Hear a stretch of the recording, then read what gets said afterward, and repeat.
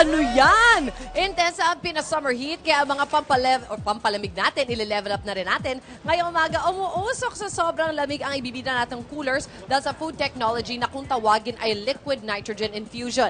Para dyan na dito si Chef Wado Siman ng Cool Juans. Good morning sa'yo, Chef. Hi, good morning, Susie. Ano ba itong mga paandar na to? Ano ba ang liquid nitrogen or liquid nitrogen? Well, basically, liquid nitrogen is nitrogen in liquid form. So, it's a process na we incorporate in ice cream making. So, if you see medyo delikado yung liquid nitrogen natin, it's negative 195 degrees Celsius. Wow!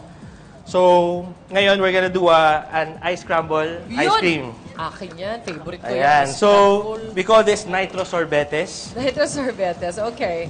So, nandiyan na yung parang scramble. Ito na yung pinaka-scramble base natin. So, kung makikita mo, what the liquid nitrogen does, it freezes our ice cream base. So, para natin siyang piniprito, pero Actually, nang mas malamig, di ba? Pero baliktad, imbis na mainit, malamig. Yes. Alright, so once na, we can start mixing ng konti. Yon. Kasi ayun na siya, nagtigas. So, yung liquid nitrogen, hahalo siya dun sa food. Yeah, basically. Pero it evaporates din agad-agad. Okay. Di ba? Yan ba yung dry ice o iba pa yun? Basically, it's the same. Pero It's this the is dry same. ice in liquid form. All right. Yun pala. Doon sa mga bagets dati na bumibili sa mga naglalako ng ice cream dati, nung mga bloke ng dry ice, Yes, eto so yun. this is it. Di ba? So we just dip it in water ng konti kasi nag-yellow na yung ano natin. Oo. So Pag basically, natapon yung liquid nitrogen sa sahig, for instance, what will happen? well, we pray na hindi siya tumama Gusto sa ko yung tao. prayers na lang. No, pero Prayers. it evaporates very quickly. So, hindi natin okay. siya kailangan masyadong problemahin. I see. Ayan. So, meron na tayo medyo ice cream block. So, all we're gonna do is we're just gonna cream it together All right. para creamy yung ano natin, yung ice scramble. Magandang workout pala ngayong summer to. Maraming abala. Oo. Yan. Yan. Siyempre ito yung ice scramble. Ang flavor niya, scramble flavor. Tama ba? Yes. So, yung mga Oh, I flavors love that we're that. selling, parang ginawa namin siya na Filipino-inspired. Ayan, So, mga ano pa? panglasang Pinoy, di ba? So, what we're doing now, we're doing the iskrambolan. Okay. So, pag tinikman mo to, parang babalik ka doon sa childhood Oh my mo. God! Di ba? Malayo ang babalikan ko, but I'm ready. Ayan. Okay, so isuscoop na natin kung pwede. Okay? Sige, so we try scooping it. Ayun. Ayun, no? Scrambola natin. Siyempre, lalagyan nyo ng toppings. Alam nyo naman yung mga bumibili sa kalye. Ano ba yung Meron mga parang toppings natin, di ba? Chocolate syrup, di ba? May marshmallows, Marshmallow. powdered milk. So we're gonna put it here. Pero first, lalagyan ulit natin ng liquid nitrogen tong bakal natin. Ah, okay. Straight to the bakal. Para Kasi lumamig siya ng gusto. it's a metal eh. So once ice cream, may contact siya sa metal, Right. pag mainit yung metal mo, natutunaw yung ice cream. Pero if it's cold, mas natutulungan yung ice cream natin tumigas. Lalo na ngayon nowadays, if you were eating this, if you had an outdoors seating area, di ba? Yes. Sandali lang tunaw na yung ice cream mo. That's true. Ito, mas matagal mo siyang mapagsasaluhan. Alright, so we're gonna put that, tas may toppings si Chef dito. So you wanna put the toppings? Yes, I do! So meron tayong candy sprinkles, we have marshmallows. Oh, look at Yun, that. no? Ay, grabe siya.